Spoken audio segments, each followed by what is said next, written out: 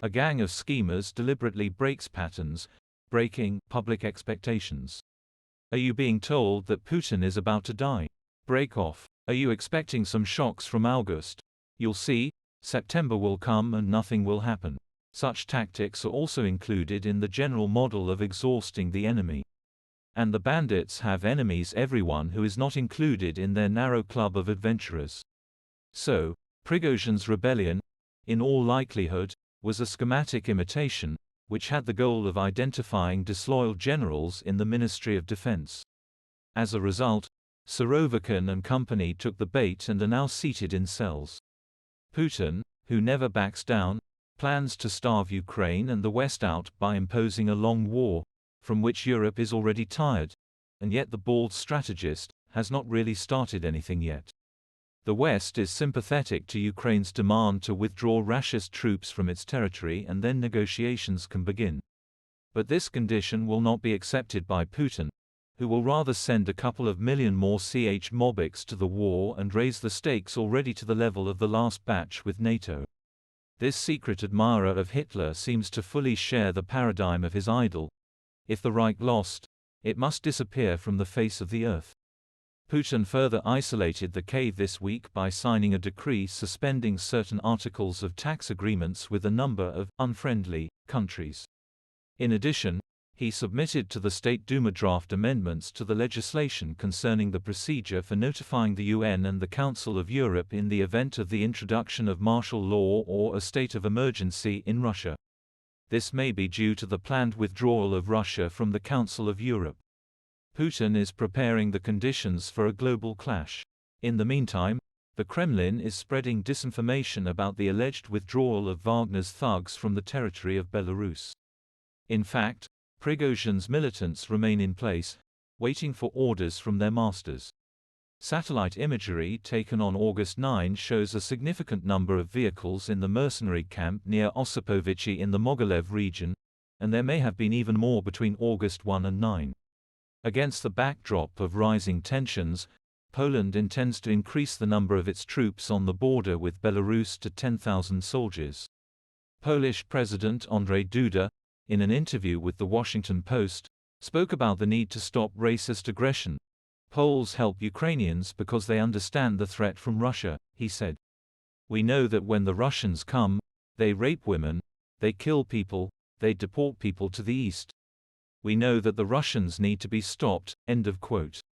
On the front, the armed forces of Ukraine repel the attacks of the Rashists in the area of Kupiansk, Liman and near Bakhmut, and move forward near the border of the Donetsk and Zaporizhzhia regions.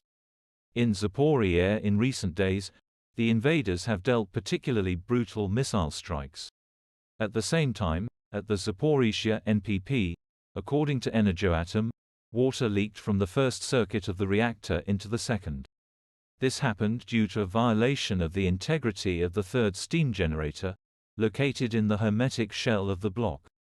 Consequently, the occupiers began transferring the fourth power unit to the cold shutdown state. It is likely that the invaders are planning to bring the sixth power unit into hot shutdown state within the next 3 days. All these manipulations may end in disaster, but the Kremlin is tearing up the mold, raising the stakes and forcing the West to yell, stop, and force Kyiv to the negotiating table. The recent talks in Saudi Arabia have attracted developing countries. In Jeddah, Ukraine and more than 40 countries of the world discussed the plan for ending the war proposed by Zelensky. And this discussion took place defiantly without the presence of the Kremlin fascists, as if historically referring to the Tehran Conference of 43 years. But history never repeats itself verbatim. If you don't want war, you will have peace to exhaustion. And everyone who is waiting for the dance of the little swans, let them break off.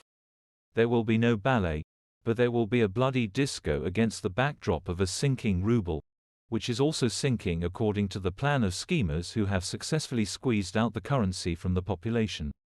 And the fun on the cave dance floor will be provided by Frostbite, who returned from the front with an uncontrolled arsenal of weapons and ammunition. In the meantime, the cave is trembling from single flashes in Sergiev Posad and Domodedovo, looking with hope towards Moscow, where the city itself has already arrived. So on Friday, a drone fell near the Karamaishevsky hydroelectric complex. So the armed forces of Ukraine are also tearing up patterns for the schematics themselves. But not only the armed forces. Google has begun massively blocking corporate Google Workspace services for sanctioned Russian companies.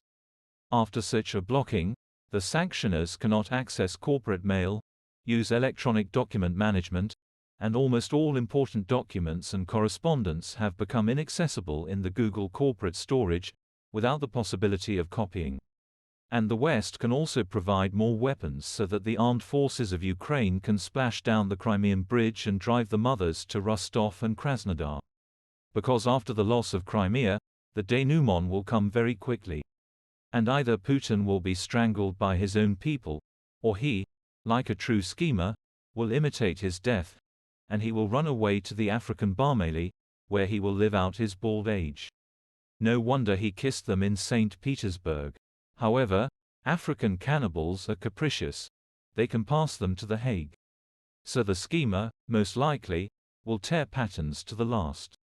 Until the tail is torn off and strangled with all the rat brood.